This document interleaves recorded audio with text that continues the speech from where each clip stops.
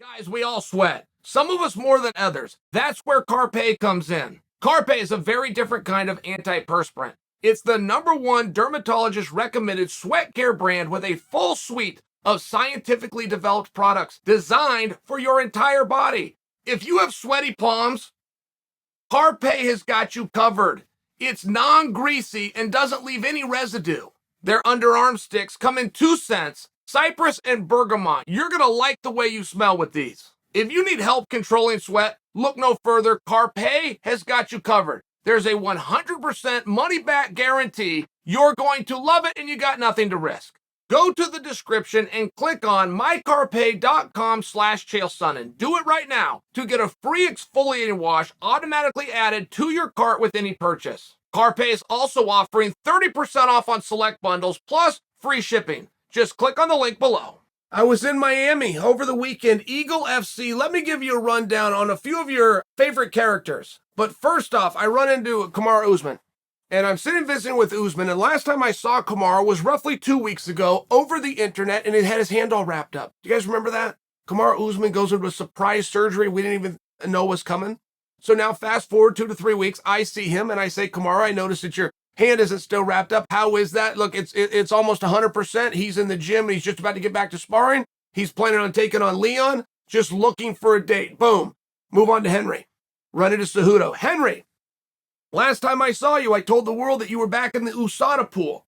I'm told that you aren't in the USADA pool. So did I get it right or was it not? Henry said, look, I'm actually not in it. I said, Henry, how serious is this comeback? And I've asked him this 3 or 4 times now. For you guys that follow the channel and you think, Chael, you're a broken record. I realize that, but every time I see Henry, I say the same thing to him. How serious is this comeback? I don't want to be one of the suckers. I want to get behind you if this movement is real. He's 100% serious. And I can just tell by looking at him. I mean, just the kind of shape that Henry's in. Nobody does MMA as a hobby, in all fairness. When you're in an MMA gym, you're getting ready for something. And sometimes you're getting ready to get ready. Sometimes you got to go through a little baby training camp just to go into real training camp. But everybody has same goal in mind, which is competition. I said, but Henry, are we doing it at 145 pounds? He said, yeah. He said, I think Max Holloway's the guy that will then get me to Volkanovski. And I had read that last week. Okay.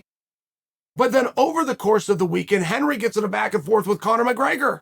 I'm sitting in a car with Henry as Henry is tweeting to Conor McGregor. I say, Henry, is this serious? He said, Chael, I weigh 174 pounds. I'll go fight Conor McGregor. Okay. So Henry's at least very open to the idea. And guys, don't brush any of this away. If you love Henry versus Conor, you love Henry versus Volkanovski or Max, or if you're against them. That isn't the point of this. The point is Henry's very serious and he's looking for an opponent. Boom. Ran into Joanna Violence, which I didn't know we were calling her Joanna Violence.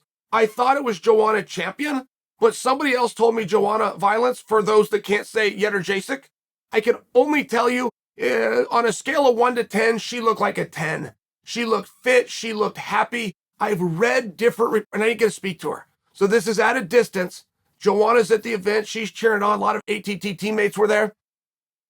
I read about 3 months ago that the one thing holding Joanna up is just the contract. And she runs into the same problem that this is a piece of the psychology that everybody that ever had a championship clause runs into, which is, I'm going to do the same thing.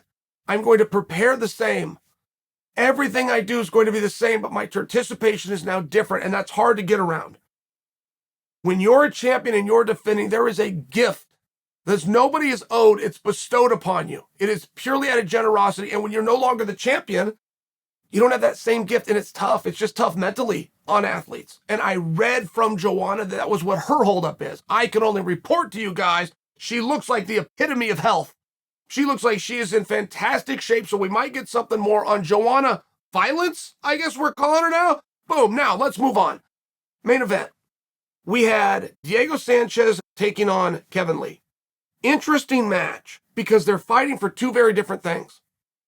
Diego Sanchez is fighting for his career. He's fighting for his ability to continue to be given fights. He's got to show at a very primal level that he can follow rule number 1, the basic rule of protect yourself at all times. That becomes a question. Now, to get something different, you have to do something different, but Diego did. Diego has new mentors. He has new coaches, new teammates, new philosophies. Is that going to translate? Well, That's what the fight was about. The answer, it absolutely did. Diego looked great and he got tested everywhere. Got tested on his feet, can still give a punch, can still take a punch. Got taken down, can protect himself on the ground, can deal with a storm, and Kevin Lee brought him one. Diego did a great job passing his own test. Now, Kevin Lee got confronted with an adversity that he never could have envisioned because 11 seconds into the fight, Kevin Lee is now a one-legged man in an ass-whipping contest. Did you guys see the match? If you didn't see the match, the fight starts, Diego goes backwards.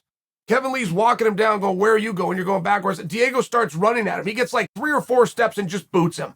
He just comes running at him and boots him like a soccer ball, kicks him right in the calf.